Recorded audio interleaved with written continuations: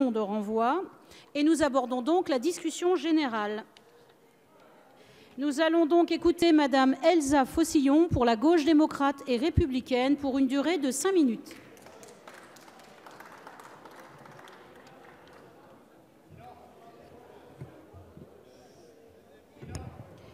S'il vous plaît, essayez de vous déplacer dans le calme. Merci.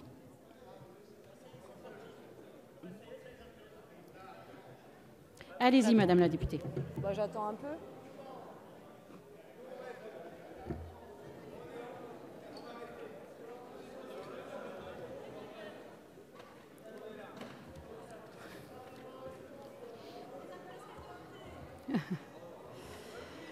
Allez, s'il vous plaît.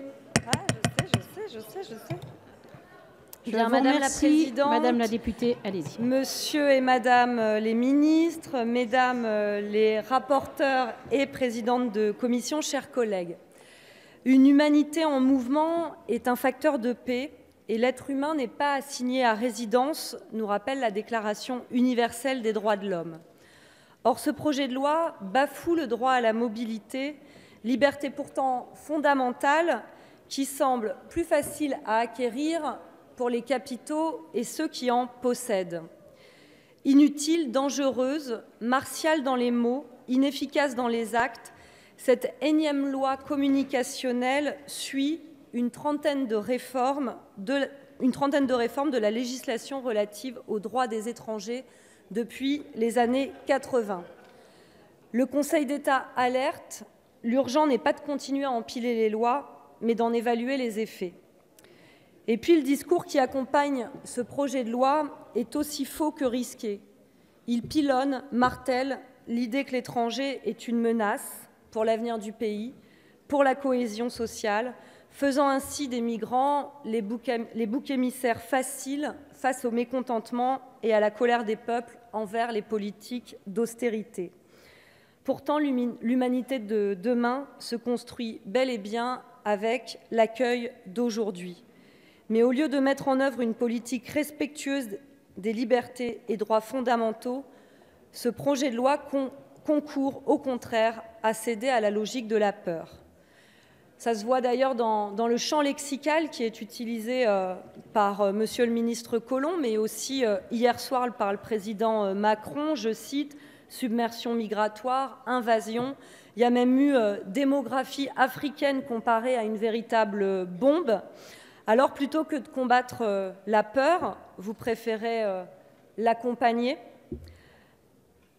Je dirais que malheureusement, à ce jeu-là, les citoyens finissent parfois par préférer l'original à la copie.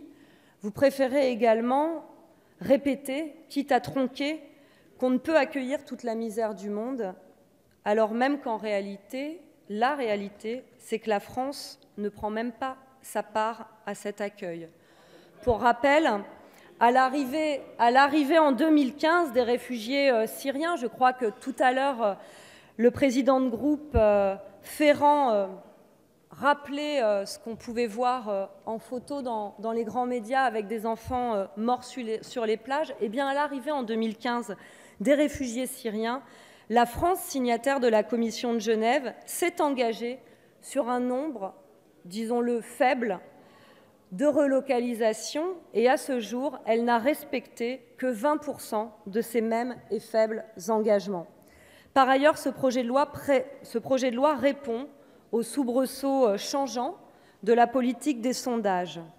À l'inverse, je crois qu'il est de notre devoir de combattre les fausses informations et de rappeler qu'encore aujourd'hui, migrer tue. Près de 40 000 migrants sont morts aux portes de l'Europe depuis le début des années 90. Et d'après de nombreux chercheurs, jamais dans l'histoire, une migration n'a causé autant de morts. Et plus l'Europe se ferme, plus le nombre de décès aux frontières augmente.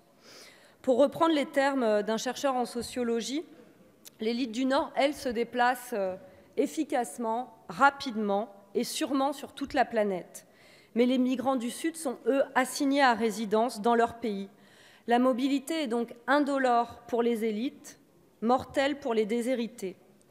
L'heure est en fait à questionner les politiques européennes d'externalisation des frontières de l'Europe, alors même que l'essentiel des migrations se fait sud-sud.